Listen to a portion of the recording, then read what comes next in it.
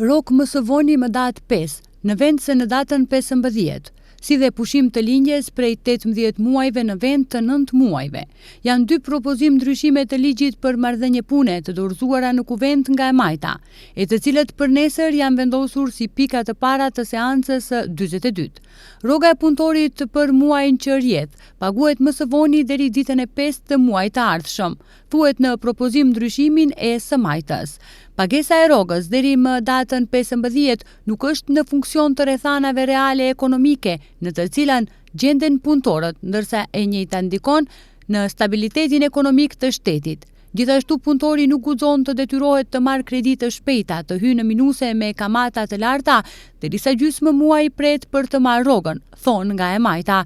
Në fakt kështu ndodh te një pjesë e bukur e mirë e punëtorëve, si në sektorin privat ashtu edhe në sektorin publik. Madje këto afate shpesh ndodh që mund të tejkalohen, duke vonuar rrogat me ditë e muajit të tërë. Vonesa e rrogave më shpesh ndodh në ndërmarrjet publike, qoftë që menaxhohen nga qeveria, ashtu edhe nga pushteti lokal. Përpos vonesave të rrogave, keq përdorime të shumta ndodhin edhe në pjesën e pagesës së sigurimeve shëndetësore e pensionale. Në sektorin privat veçanërisht ndodh që punëtorët të mos kenë sigurim të paguar shëndetësor me muaj të tërë, e me çka u pamundsohet trajtimi shëndetësor falas në mjek. Propozim ndryshimi tjetër ka të bëjë me nenin 165 të ligjit për marrëdhënie pune, e cila ka të bëjë me punëtorët shtatzëna dhe periudhës së amësisë. E majta propozon që pushimi lindjes të zgjatet nga 9 në 18 muaj, ndërsa kjo të vlejë dhe për gratë që kanë adoptuar fëmijë.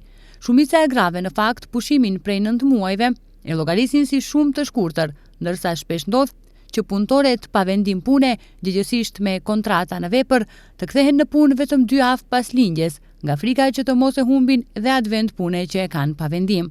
Pushimi i lindjes, sipas ligjit, i takon dhe babait, por nëse babai shfrytëzon pushim, ato ditë të pushimit shkurtohen nga pushimi i nënës. 2 propozim ndryshimet e ligjit në kuvent janë dorëzuar me procedurë të shkurtuar. Deri tani të gjitha propozim ndryshimet e ligjeve që janë dorëzuar nga e majta janë refuzuar nga shumica parlamentare.